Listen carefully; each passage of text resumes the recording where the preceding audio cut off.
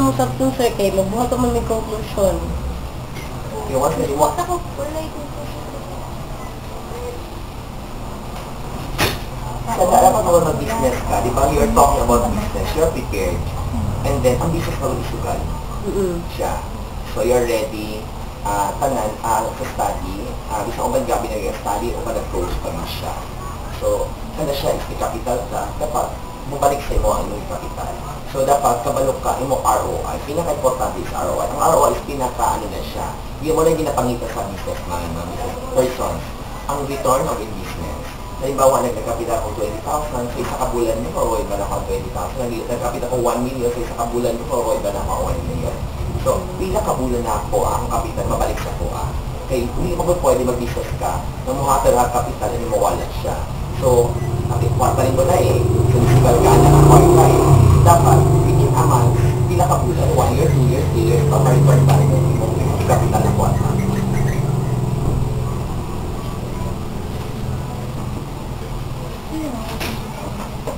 Gusto po niya mga question na dira related sa business. Ano? Ha? So, I believe that economics is, science. So, yan mo, nag-study ka. Before you put on business, dapat kabalo ka sa iyong traffic count, kabalo ka sa iyong traffic area survey, naki-survey sa isang kalugar, para makabalo ka kung sa iyong customers. Diba? So, isa science, dapat sabihin, hindi mo siya ang ayaw ng behavior sa isang lugar, ano siya kung business ko dili, prone ba ko sa hold up, prone ba ko sa ingon ani, kinsa akong customer, estudyante, residential, tanan. So, I do believe that economics is, positive science. So, dapat, kabalo ka, yun sa yung mga customer, kasi nag-adjust sa inyo, ng customer. So, before di ka nag-start, sir, na business is unsa ba lang imo ang gihuna-huna sa future? Actually, once we started the business, kung if ever I have money, my investment, mabalik pa siya. Future, kani siya, business ko para mabilan siya ko, makita ko, kung naki-impact. That's the very, lang siya, very elementary lang siya, basta business ko, makita ko. So, pila naman ka, sir, mga nabot na ka-gear, business, or... Yeah, that's more than a year. So, pila naman ang imuhang na income, na kwarta, murag...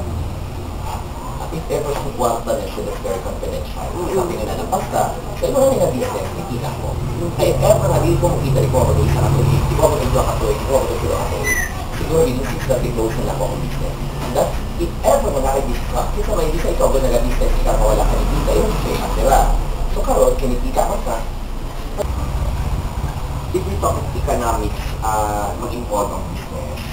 So, sa business ng good is, kailangan mo ma-determine ang location. Ang economy sa isa ka, asa kalawag ang business. Pero nakita mo kung nakita ba yung business, if ever, dapat ang pinaka-the best na yung location. So, sa location pa lang, okay mo location para naki-income or siya'y natawag na ginansya. So, isa na siya, makakita mo ang kanang situation sa kalugar, kung usa siya, kasi nakapasify pa kung na siya ang mga population diyan. Class A, Class B, Class C, Class D, something like that. So, kada tumulong business, if ever you put a business in that area. So, kailangan po, if ever na mag-business ka, kailangan maka-income ka. Kaya if ever, kung may gusto ka mag-business, spend ka capital, spend ka kwarta, para mabalik sa imuha ang imong ROI. ROI means your return of investment. So, ang halimbawa na capital ka o 50,000, pila pa kabulan mabalik sa imuha ang imong return of investment. So, para, hindi na kami nung kita pa rin ang business. Once na wala ka nag-income, wala na balik sa mga return of investment, na investment mo, that means, malugi ka sa business. So, dapat kabalo ka, kinsa imong buyer, kabalo ka kinsa imong customer, kung sa imong customer, para kabalo ka unsa kung imong ginabagyan. Para in return, kabalo ka asa pa din ang income. Kung unsa ang kanang income nimo sa business, asa next kan, let mo na ang situation. Ang iyang income is more on residential and students. Like mo na yung military na like mo na yung ano. So, ang iyang market money is the more residential, pag kasi siya, estudyante kayo siya sa school. And then, ang business na isugal siya. So, you're ready, tanan, sa study, bisa ko man gabi na study, o nag-close pa na siya. So, kana siya is the capital ka, dapat bumalik sa imo ang iyong capital.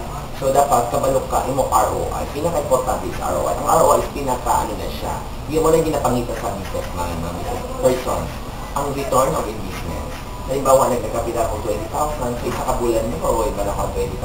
Nagkakapita ko 1 million, sa isa kabulan mo, o iba na ko 1 million.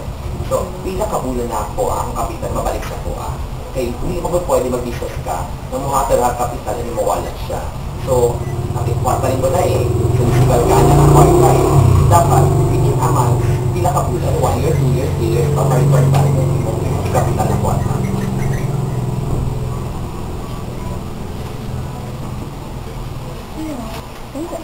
So, I believe that economics is, science. So, yan mo, nag-study ka. Before you put up a business, dapat kabalo ka sa iyong traffic count, kabalo ka sa iyong traffic area survey, naki-survey sa isang kalugar, para makabalo ka kung sa imong customers. Diba? So, isa science, dapat sabihin mo siya ang human behavior sa isang lugar, ano siya kung business ko dili, kung ba ko sa hold up, kung ba ko sa ingon ani, kinsa akong customer, estudyante, residential, tanan. So, I do believe that economics is, positive science.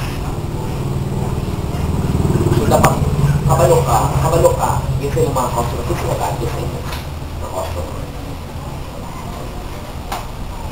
So, before di ka nag-start, sir, na business is unsa ba nang imong gihuna-huna?